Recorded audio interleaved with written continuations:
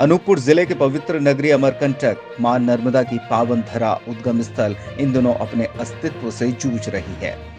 महीनों पूर्व टूट चुके डैम के कारण मां नर्मदा के उद्गम स्थल में मौजूद पानी समाप्त हो चुका है। रामघाट में पहुंचने वाले श्रद्धालु महज सूखे नाले को देखकर लौट रहे हैं। जहां एक समय हजारों लीटर पानी से मां नर्मदा का उद्गम स्थल लबालब दिखाई देता था, वहीं आज पूरी तरह सूखा और चारागाह के रूप में दिखने लगा है। कारण जो भी हो, लेकिन प्रशासनिक दृष्टिकोण से यहां नाकामी ही साबित हो रही है।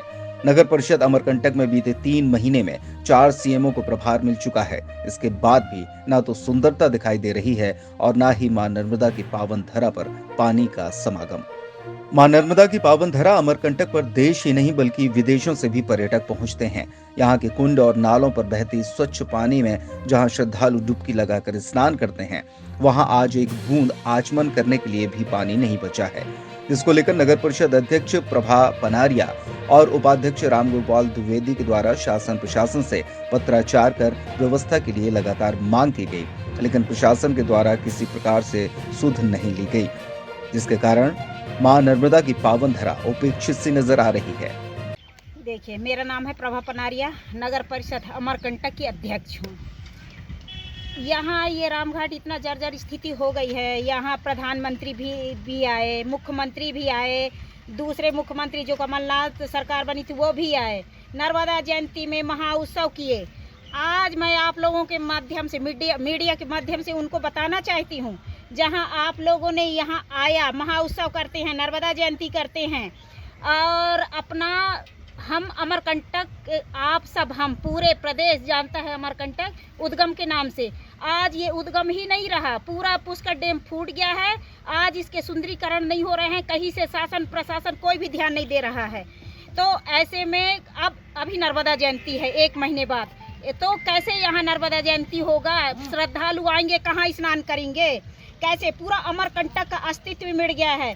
क्या मैं सिर्फ इतना पूछना चाहती हूँ, क्या आप लोगों को कोई बता नहीं रहा है कि अमरकंटक पूरा खत्म हो गया है, पूरा सब सूख गया है, गाजर घास जम गए हैं अमरकंटक में। मैं मुख्यमंत्री तक गई भोपाल, वहाँ तक बात पहुँचा के आई हूँ, कलेक्टर साहब के पास जाती हूँ वहाँ, लेकिन हमको न कोई आश्वासन ही नहीं मिलता कि कौन बनाएगा ये रामघाट को, पुष्कर डैम को, ताकि यहाँ श्रद्धालु नर्मदा जी के नाम से ये प्रचलित रहें। ऐसे लगने लगा है मुझे, जब कोई नहीं बताएंगे प्रधानमंत्री मुख्यमंत्री जी को, तो अमरकंटक खत्म हो जाएगा ना। मैं तो एक सीधी सादी आदिवासी महिला हूँ, अध्यक्ष बनी हूँ, मैं तो मेरा जहाँ तक पहुँच है मैं जाती हूँ। क्या परिषद के पास उतनी बजट नहीं है क्या? कुछ पैसे नहीं है यहाँ तो।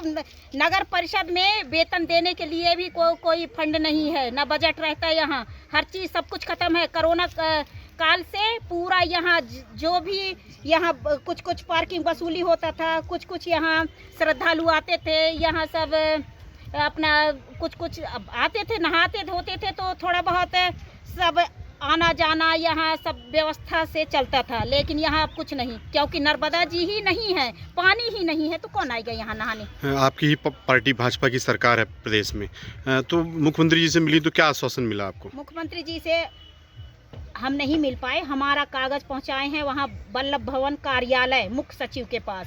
उन्होंने हमको बताया कि यहाँ ये ऐसे फंड के लिए यहाँ पैसा नहीं है, कलेक्टर साहब के पास जाइए, वो कहीं से वही जिले से करवा के इनका सुंदरीकरण, ये डैम का साफ सफाई, गाजर घास सब निकलवा सकते हैं।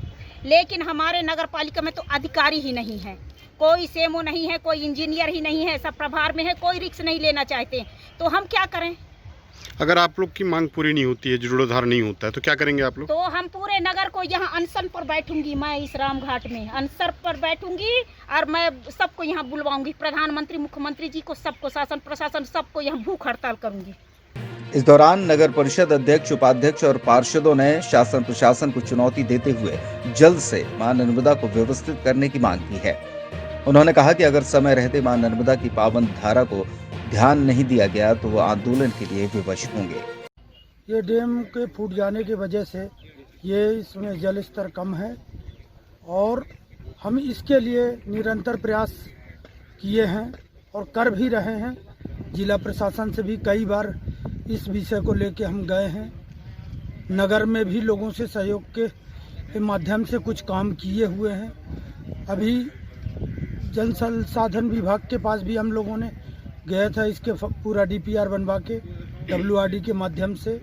वहाँ भी आश्वासन मिला है कि हम शीघ्र ही बात करके इसके लिए करवाएंगे और हम चाहते हैं कि ये नर्मदा का निरंतर प्रवाह बना रहा है। आने वाले श्रद्धालुओं को ये अमरकंटक एक तरह से ये जो स्थल है ये नर्मदा का और अमरकंटक का हृदय है। हम ये चाहते हैं कि ये बहुत सुंदर और अच्छा बने। इस बीच में हम केंद्रीय मंत्री माननीय प्रहलाद पटेल जी से भी इस विषय में चर्चा करके उनको दिखा के उसमें भी प्रसादम एक योजना है उसके माध्यम से भी हम जुड़वाने का प्रयास किए हैं। अब उसकी भी अभी जानकारी नहीं है कि वो कहाँ तक पहुँचा है।